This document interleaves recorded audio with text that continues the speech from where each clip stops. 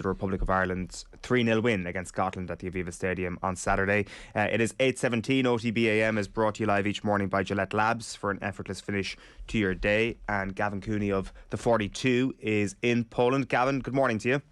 Morning, friends. How are you? Very well. So, are you in Łódź, or what is Łódź like at this time of year? Łódź was very nice yesterday, and very nice last night. It has to be said.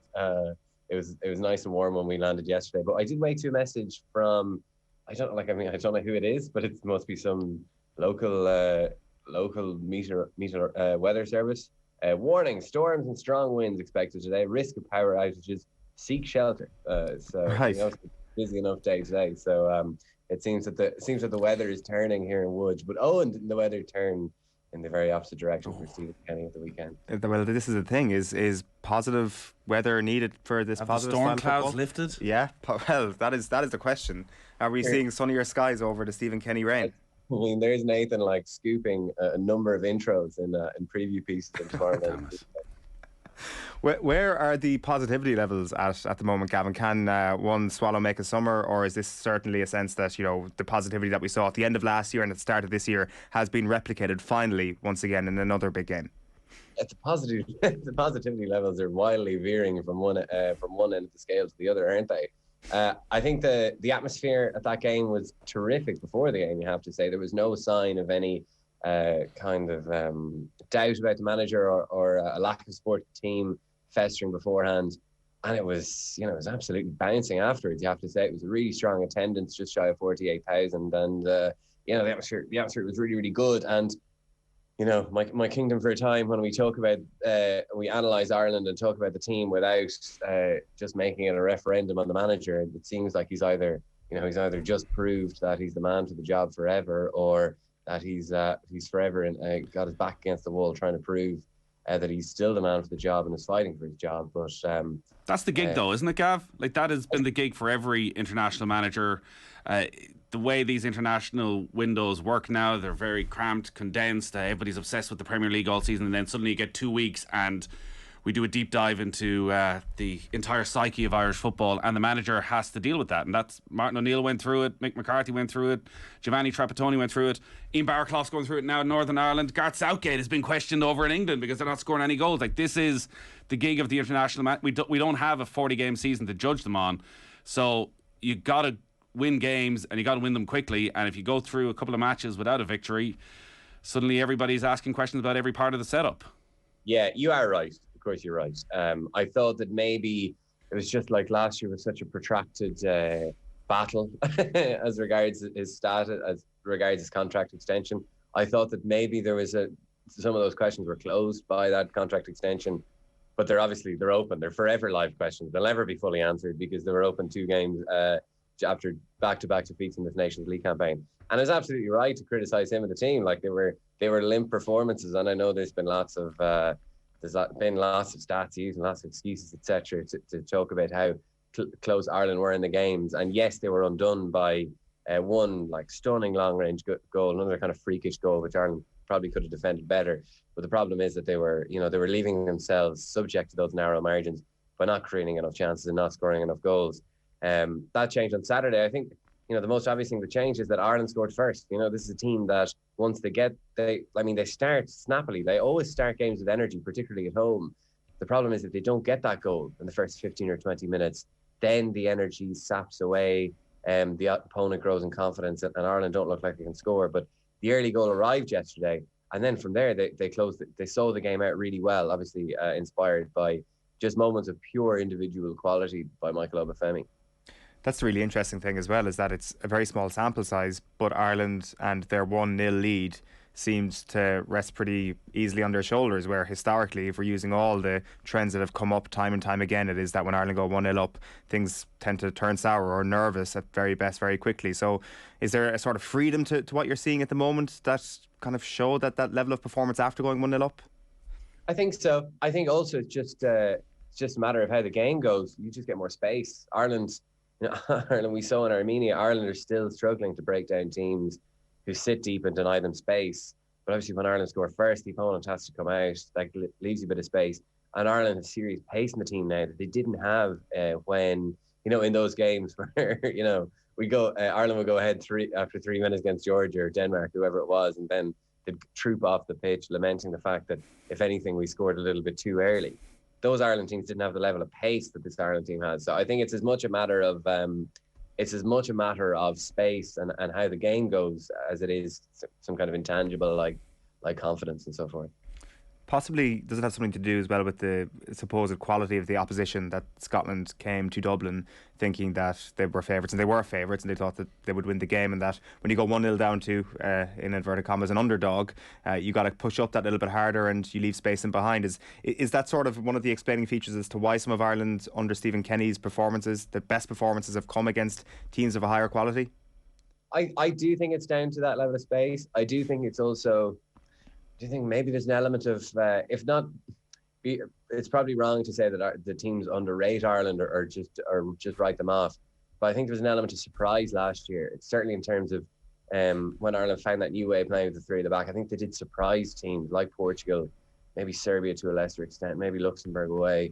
And Ireland didn't have that element of surprise I thought anyway, in the first couple of games in the Nations League. Everything was very similar to how it was last year, and teams, there's an element of teams figuring Ireland out.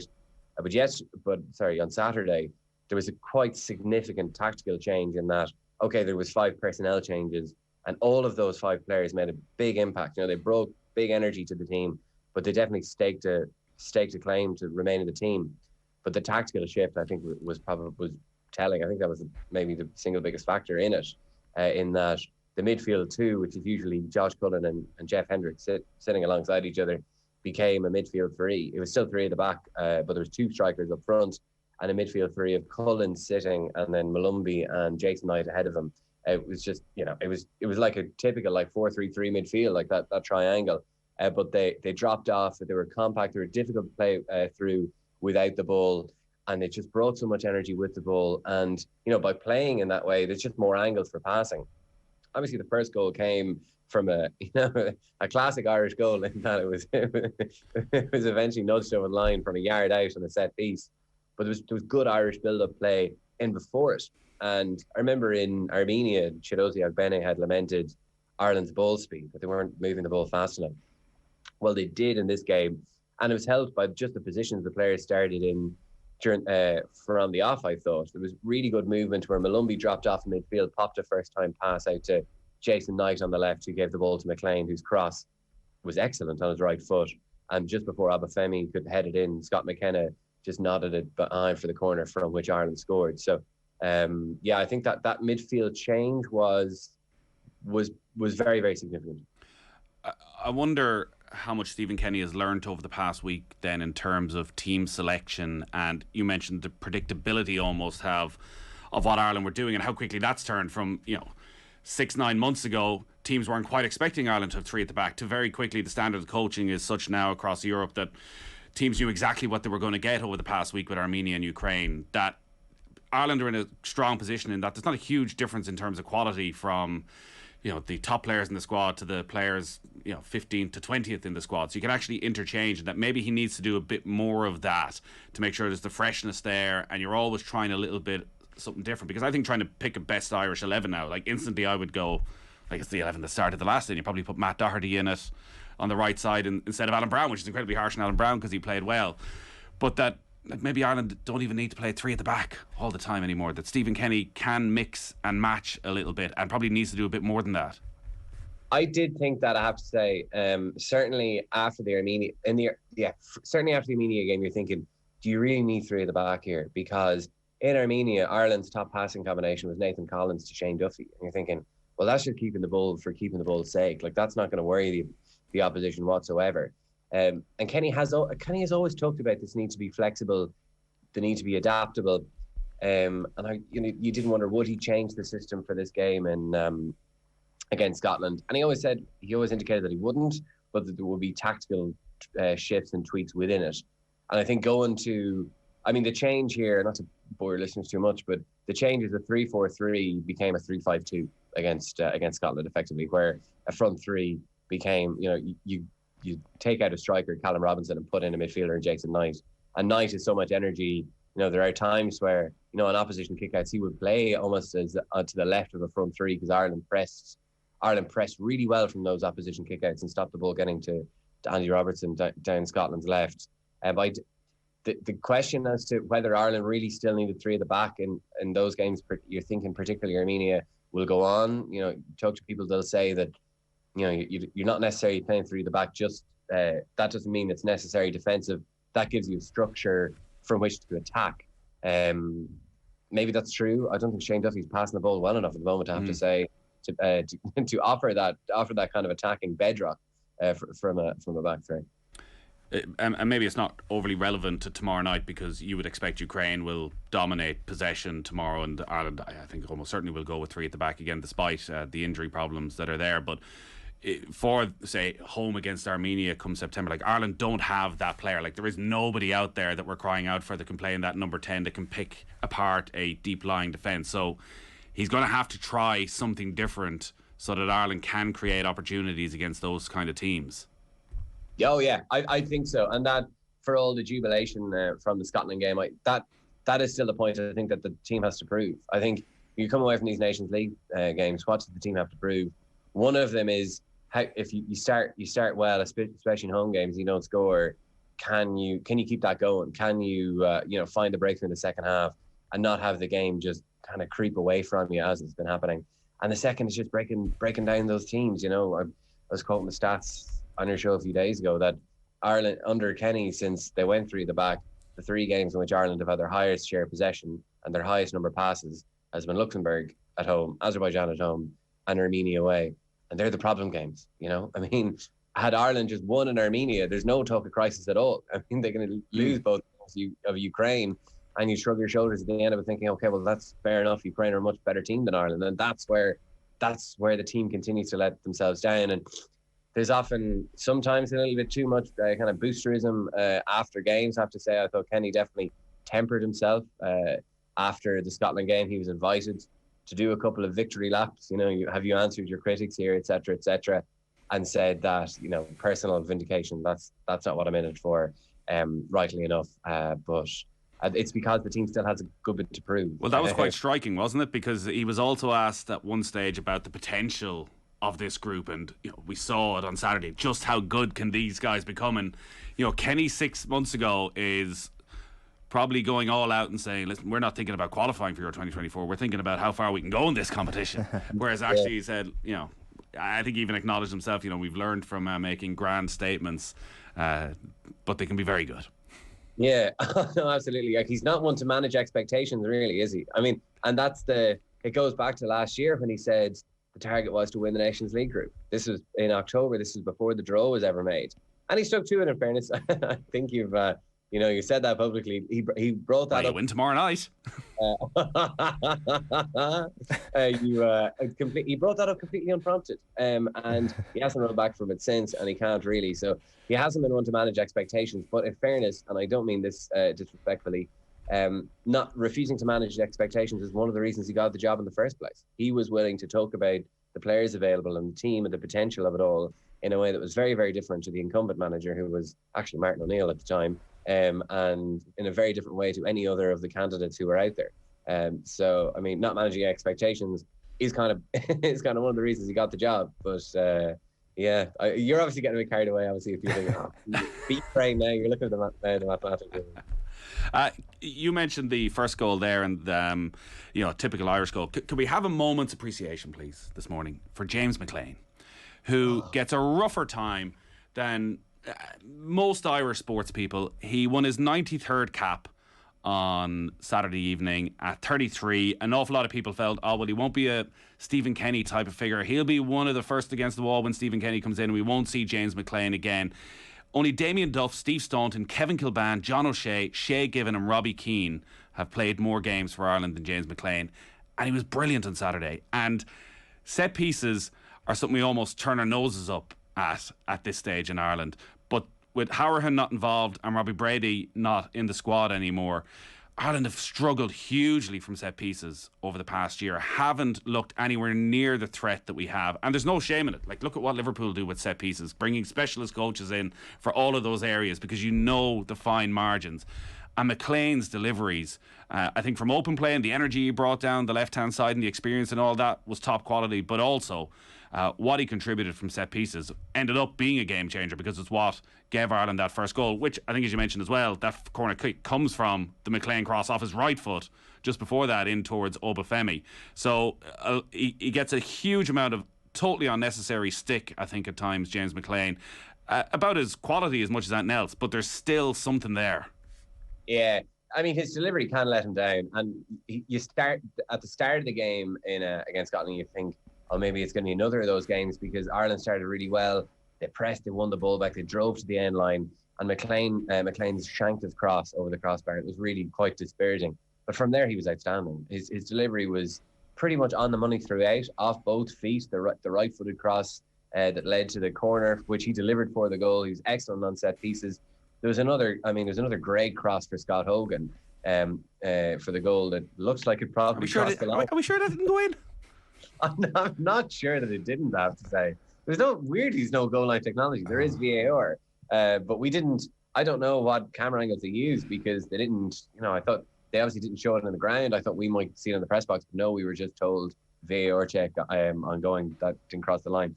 But I'm struggling to think of a better McClean performance for Ireland, I have to say. And you'd always bring that energy. I remember Vic McCarthy talking about, like, why do you pick James McClean? It's for something completely unpredictable, like that level of energy.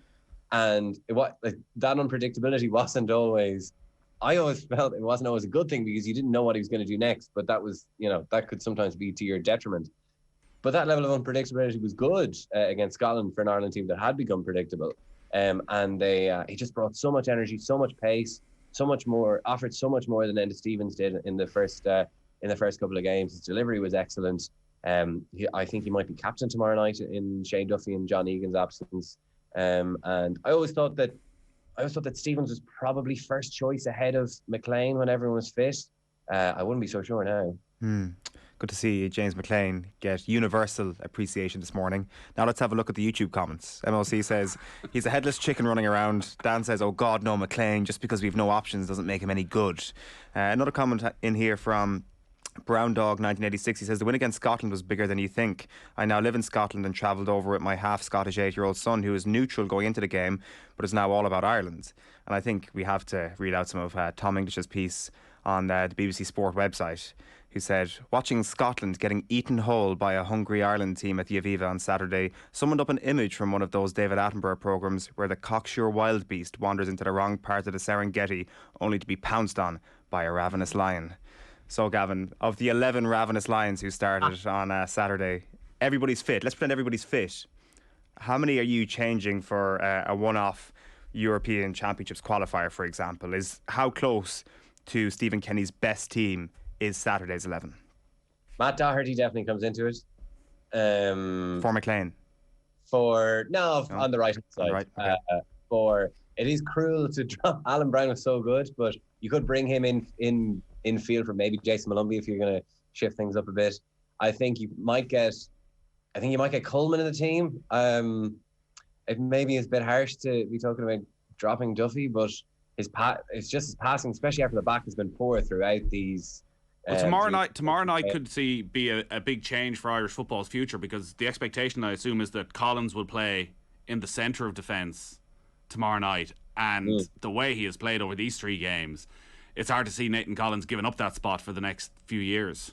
Oh yeah, it's quite exciting. Like, Ireland's emerging depth at centre back is quite exciting. One of the reasons to play a back 3 is to get all these guys into the team, and you forget Andrew Omabamidele, who's injured. Darrell O'Shea will come into the team. It's only a year since we're talking about Darrell O'Shea is the next big thing, but Collins has been outstanding throughout these. He does, it is future Ireland captain material, I have to say, the way he carries himself off the pitch and on it. He's been, he was the beacon, it was the one beacon of shining light through the misery of the 2 defeats. And it was great, just great again at the weekend. Scotland, tried to save a bit of face after going 3-0 down. He cleared everything. He headed everything away, and he's deceptively quick, isn't he?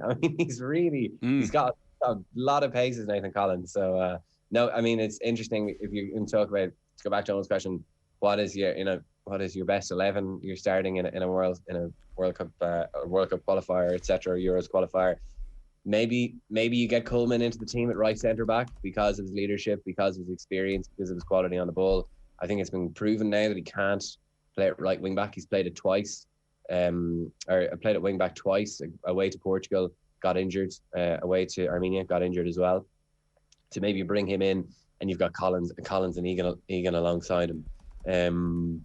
Other than that, I don't know. It's hard. I mean, it's hard to make a case to drop anyone else who played. We haven't really talked about Obafemi yet. I mean, he's the difference. You know, I mean, in fairness, we talk a lot about the manager's tactics, etc. But that level of individual quality is so telling, because if Obafemi, he played that pass. I'm not sure many other people in the stadium saw that pass that he played for Parrott, and then outrageous third goal. And without those two virtuoso contributions by Obafemi, it's Ireland have gone 1-0 up from a set piece that was prodded in from a yard out, and maybe there's an element of clinging on from there. God, you hope he can stay fit. Yeah. Because that's been the issue for him, and you know, he's nearly as wide as he is tall. Like, he is built like an absolute tank, and I was shocked when he said he'd never scored from outside the box before. When you look at the sheer venom he could hit that with, and the pace and the ferocity of it, you would think that's something he's going to be trying a lot more in the future. But obviously, he's had constant hamstring problems. He's a big doubt for tomorrow night. I know Stephen Kenny seemed to rule him out, but Obafemi afterwards was saying, I'm going to be knocking on the physio's door and whatever I need to do. But again, do you risk him and the potential to aggravate it and sort of ruin his summer and ruin his pre-season and all of that? Because I think as well, personality-wise, he's someone the Irish supporters can really buy into as well. He just needs to get a run of games. Yeah, personality-wise, I don't know. Maybe it was the Sky interview when he was asked. Can't remember exactly how the question went, but it went along the lines of, "Well, Michael, things were terrible before this, but this was a good result. What's different?" And he just went, "Me." He has been completely bedeviled by injuries. I mean, this season at Swansea was the first time. Excuse me. I think he put 3 90 minutes back to back in his career, which is crazy, you know. And he talked about, you know, I've been 4 years waiting for this start to the Aviva, having made his debut under Martin O'Neill, but there's very, very few times in that period where you're screaming at the manager saying, why haven't you picked Michael Obafemi? Because he's usually injured. Like, he's just such a difficult history of muscle injuries and hamstring injuries and those fast twitch muscles that he relies on as a player. I know he'll say there's a lot more to his game than just his pace. We saw that there is a lot more to his game than just his pace, but it's still a huge part of his game. He has travelled for this game against Ukraine. He's desperate to play. We'll see if he does. Hopefully he's fit to play. I think the press conference isn't until later on, so we'll learn a little bit more then.